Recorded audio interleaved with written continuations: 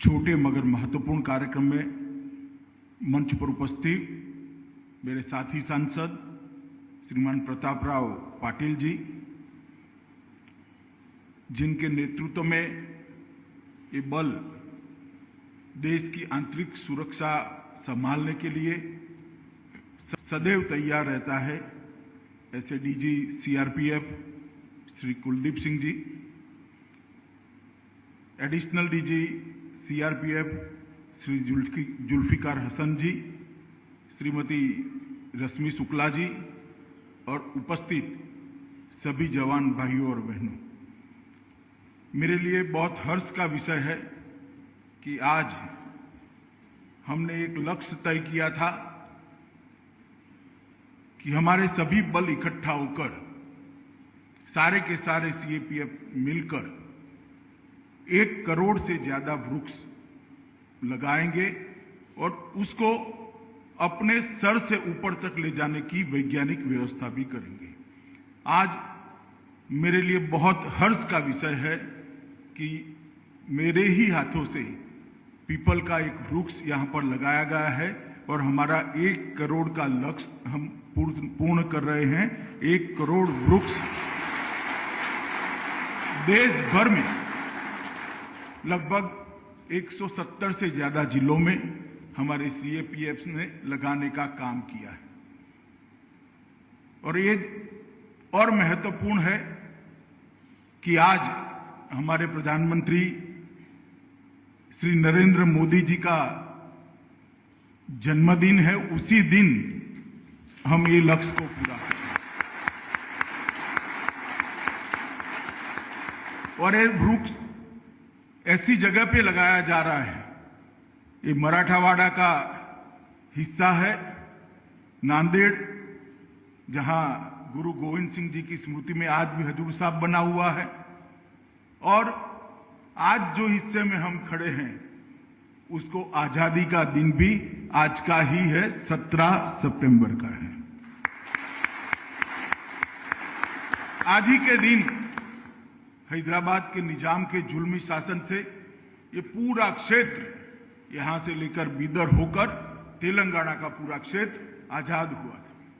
हमारे पहले गृह मंत्री लौह पुरुष भारत रत्न सरदार पटेल ने बड़ी दृढ़ता के साथ, वीरता के साथ और रणनीतिक कुशलता के साथ इनकी नापाक इरादों को नाकामयाब करते हुए ये पूरे हिस्से को अखंड भारत का हिस्सा बनाने में आज ही के दिन वो प्रख्यात पोलो ऑपरेशन, पुलिस एक्शन, इसके जरिए सफलता प्राप्त करी थी। तो आज हम सब के लिए बहुत महत्वपूर्ण दिन है, यहां के रहने वालों के लिए और महत्वपूर्ण दिन है, क्योंकि हम तो 15 अगस्त 1947 को आजाद हो गए थे, मगर एक क्षेत्र इसके 13 महीने के बाद आजाद हुआ। एक मानो में एक क्षेत्र का आजादी का दिन आज ही है। तो मैं सभी मराठावाड़ा के, बीदर क्षेत्र के और तेलंगाना के लोगों को बहुत बहुत शुभकामनाएं देना चाहता हूं। आज इस अवसर पर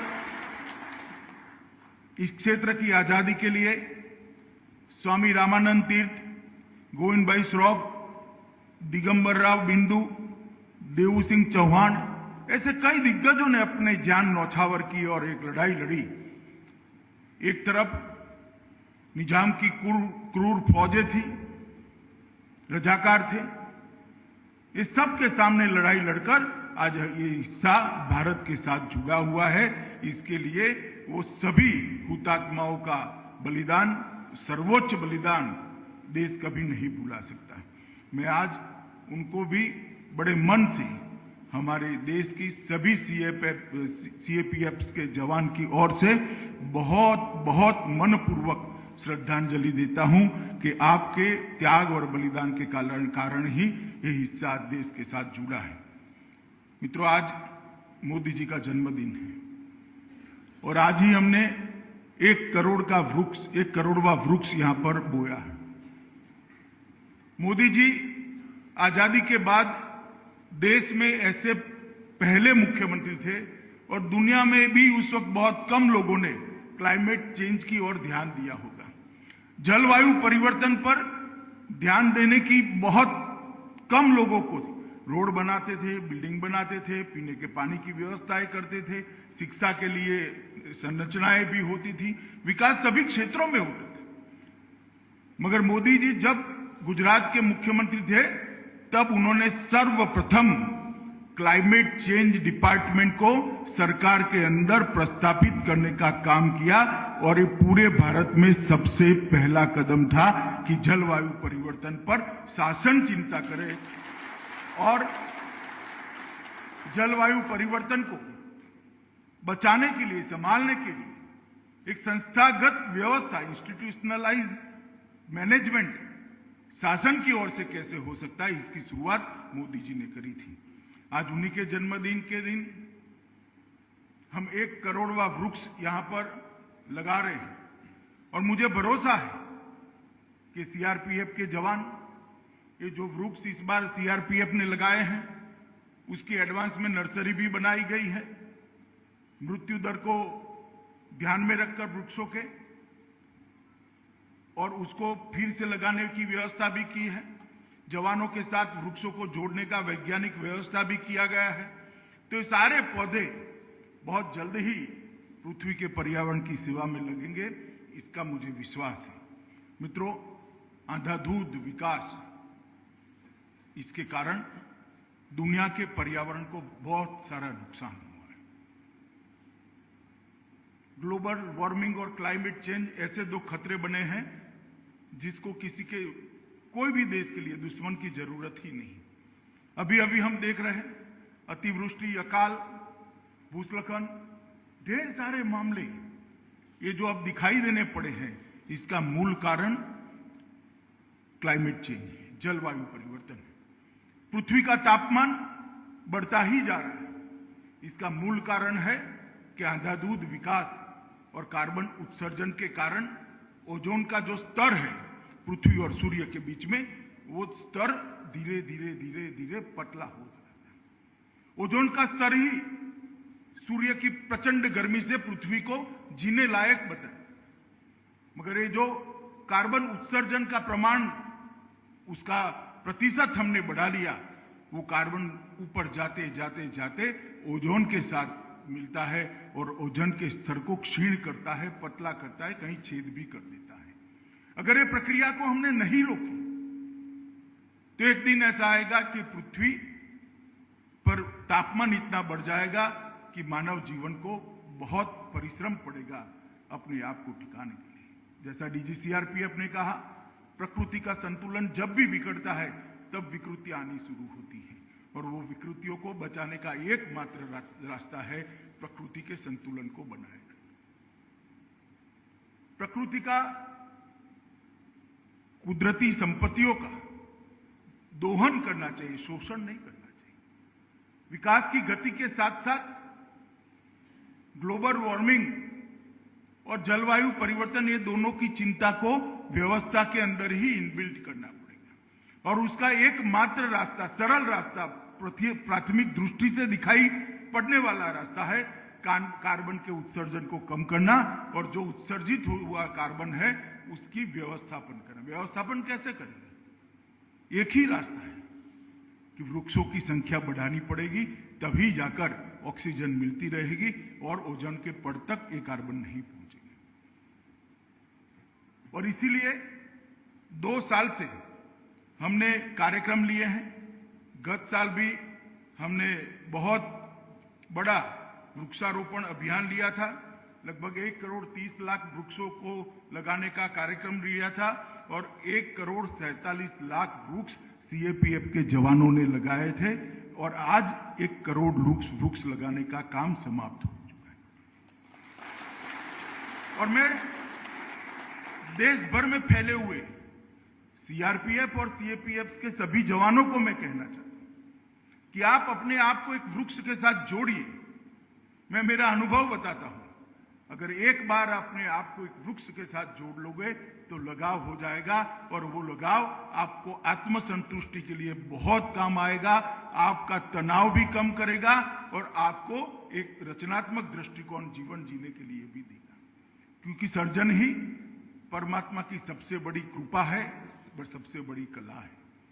अगर एक वृक्ष को बड़ा होते हुए हम देखते हैं और उसको हर रोज पानी पिलाने की व्यवस्था हमने करी है, ट्री गार्ड लगाने की व्यवस्था हमने की है, इसके प्रूनिंग की व्यवस्था कर उसको मजबूत बनाने की व्यवस्था हमने की है, तो जब ये बहुत बड़ा वृक्ष हो जाता है, छाया देने लगता है, हवा को शुद्ध करने लगता है, तब मन को जो संतोष मिलता है इसका कोई माप नहीं है, कोई नाप नहीं है।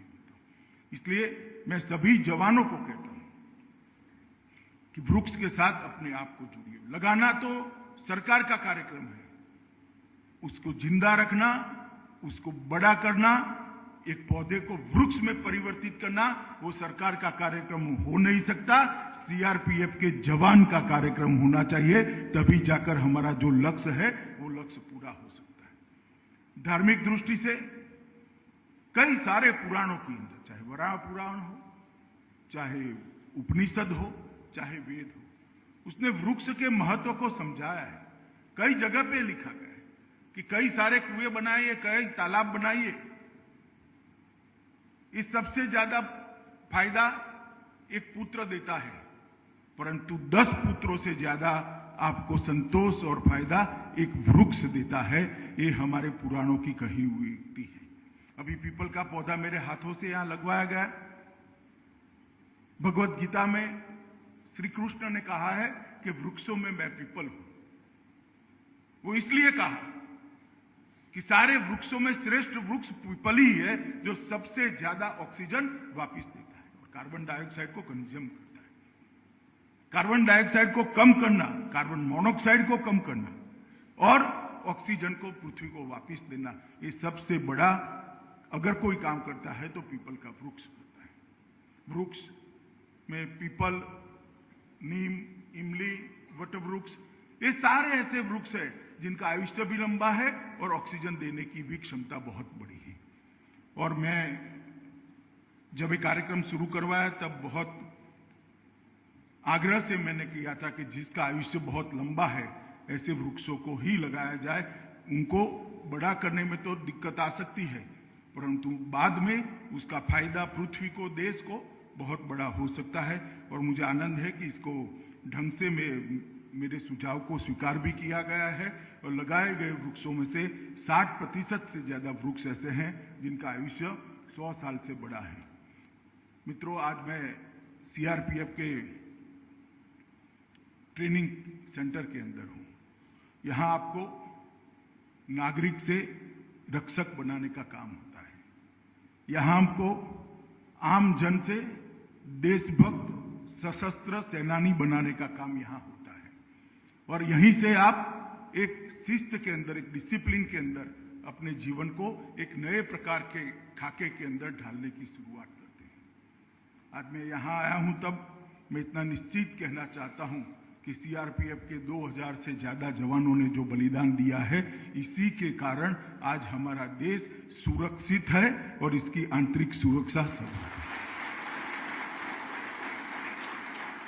जब बहुत सारी व्यवस्थाएं नहीं थी तब 1959 हो, भारत चीन सीमा पर सटा हुआ हॉट स्प्रिंग का हो या सरदार चौकी हो भूज के अंदर, हर जगह पे सबसे पहला दुश्मन को चैलेंज करने का काम किया तो सीआरपीएफ ने काम किया। और जब देश आगे बढ़ता गया, हमारी आजादी के बाद हमारी यात्रा आगे बढ़ती गई, परिवर्तन भी आता गया। सीआरपीएफ के काम में शुरू से आज तक देखो तो आमूलचूर परिवर्तन आया है, मगर मैं जब एनालिसिस करता हूं तो हमेशा पाता हूं कि हर परिवर्तन को सीआरपीएफ ने बहुत सहज तरीके से आत्मसात कर अपने आप को नए खाते में ढाला है। पहले देश की सीमाओं की सुरक्षा, आंतरिक सुरक्षा की जिम्मेदारी थी, फिर आंतरिक सुरक्षा की जिम्मेदारी आई, फिर दंगे रोकने की जिम्मेदारी आई, फिर वामपंथी उग्रवादियों के सामने लड़ने की जिम्मेदारी आई, चाहे नॉर्थ ईस्ट के थिएटर में काम करने की जिम्मेदारी आई, कश्मीर में काम करने की जिम्मेदारी आई। सीआरपीएफ के जवानों ने हर रिक्वायरमेंट के खाके में अपने आप को ढालकर हर रिक्वायरमेंट, हर अपेक्षा जो आपसे रखी गई उसको बखूबी निभाने का काम किया है और हर मोर्चे पर सीआरपीएफ की यश पताका को आपने गौरव के साथ आसमान तक ऊंचा लगाने का काम किया है। और जो सीआरपीएफ के इतिहास को ध्यान से जाने नहीं है, पहचाने नहीं है, इनको मेरा ये वाक्य थोड़ा अतिशयोक्ति लग सकता है, परंतु मैं सभी लोगों के सामने वाक्य इसलिए जरूर बोलना चाहता हूं कि मैं इसको वास्तविकता मानता हूं कि सीआरपीएफ के बगैर देश की आंतरिक सुरक्षा की कल्पना हो ही नहीं सकती है, बच ही नहीं। और यहां पर लगभग 800 जवानों की ट्रेनिंग की व्यवस्था है और यहीं पर सीआरपीएफ के जवान ट्रेन होकर देश की सेवा में लगते हैं।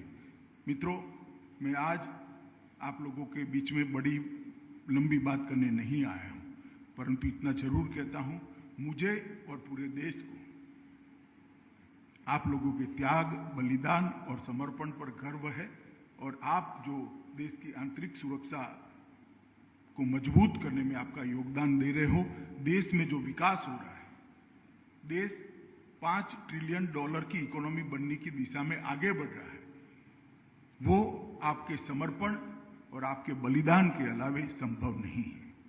इसलिए आप लोगों के त्याग, तपस्या और बलिदान को साधुवाद देते हुए मैं अपनी बात को समाप्त करता हूं, मगर फिर से एक आग्रह करता हूं कि सीआरपीएफ का हर जवान अपने आप को एक वृक्ष के साथ जोड़े और प्रकृति की सेवा करने का काम, देश की सुरक्षा के काम के जितने ही बखूबी आप लोग निभाए, ऐसी शुभकामनाएं देकर आप सभी को नमस्कार कर मेरी बात को समाप्त करता हूं। वंदे मातरम।